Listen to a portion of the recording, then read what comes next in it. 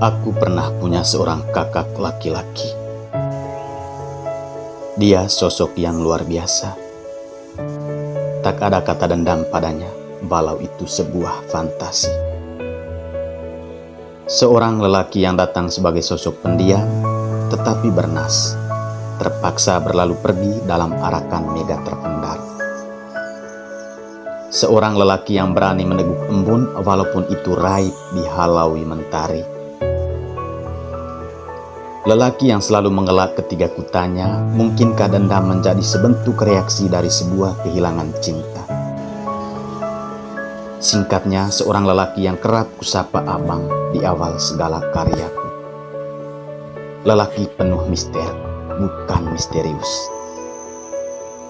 Dialah yang mengajarkanku bahwa mencintai itu bukan saling memandang, tetapi sama-sama menatap ke satu arah, lalu bermimpi bahwa ilusi itu sebuah surga. Pernah pula dia berujar bahwa cinta itu begitu abstrak. Mungkin karena itulah kematiannya masih menjadi sebuah pertanyaan akbar bagiku. Sesuatu yang abstrak dalam duniaku yang konkret. Engkos, bangunlah. Fajar baru saja menegurmu bahwa sekarang waktu tak bisa lagi berkompromi. Sebuah petikan filosofi dari mulut abangku pada suatu subuh membuatku melompat bangun dari ranjang tidur. Fajar telah nampak, tersembul malu-malu di atas garis kaki. Perlahan ku mengintip di balik jendela kos. Tampak dalam kabut, abang berjalan ke arah timur, menenteng sebuah catatan lepas. Dan telah kuduga itu adalah catatan harian yang selalu menemaninya sebelum istirahat malam. Kemana? Hanya langkah dan bayangan mentari yang tahu. Siang itu otakku sedang bergelut dengan aneka formula matematis dan ditumpuki oleh ribuan kajian teoritis. Seminggu lagi UTS datang menjemput. Ku tak mau terjatuh ditimpa tangga lagi. Engkos, tegur seorang teman kampus membuyarkan konsentrasiku. Abangmu kecelakaan di jalan seberang. Ia mendahuluimu. Sambungnya sembari menunduk menyembunyikan sesuatu dariku. Sekali lagi aku bungkam, tak berkata-kata. Hingga butiran bening terpaksa angkat bicara tak tahan dibendung lama dalam kelopak. Aku menangis untuk yang kedua kalinya. Tak peduli berlaksa onak menguliti dagingku. Hanya satu harapan yang tersembunyi. Semoga abang baik-baik saja. Sayang, dunia berhenti berputar dan mataku kabur dalam bayangan mentari. Siang berlalu begitu cepat. Semuanya gelap seketika. Abang meninggal sambil memeluk sebuah catatan harian. Sebuah buku yang aneh, tapi itu bukan hal remeh-temeh baginya. Sebuah hal teraneh yang belum pernah kutemukan sebelumnya. Sungguh ganjil. Abang selalu akrab dengan buku catatan harian itu. Katanya akan diberikan kepadaku kelak bila aku semakin dewasa. Lama-kelamaan heningku mulai berkata-kata. Senyap. Masih di sini, sebuah ruangan berdebu. Mataku menatap catatan harian yang bersampul coklat itu. Kata abang, isinya tak terselami. Luas, akbar, serentak, akrab, tapi bukan laut yang bertepi. Masih kucium aroma keringat perjuangan abang di setiap halamannya.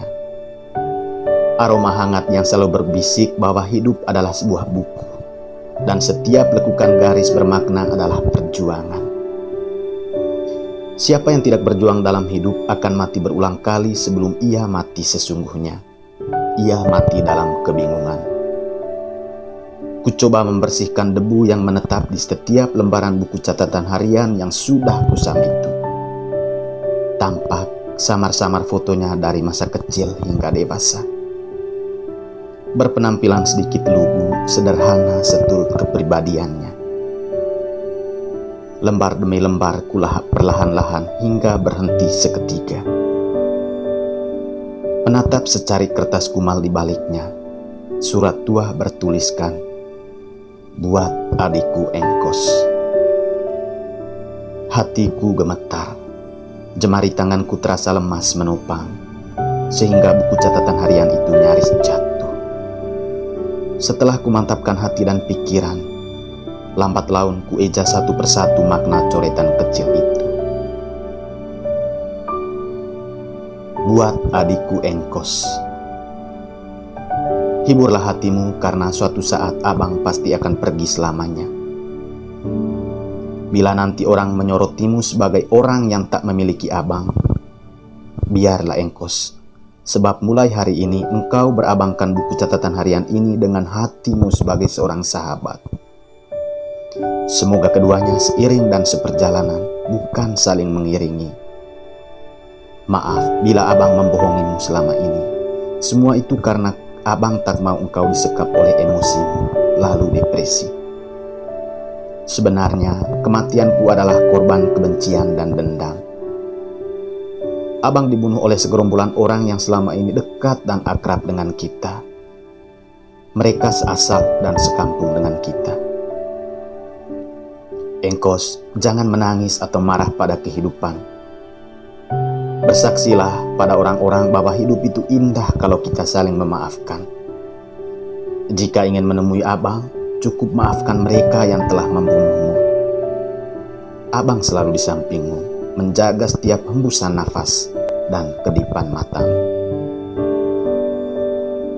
Kulipat kertas itu dengan hati hancur. Sekali lagi kutatap buku catatan harian itu dan dalam hati aku bergumam, "Abang, aku ingin bicara denganmu." Masih ingatkah abang? Hari ini adalah hari ulang tahun.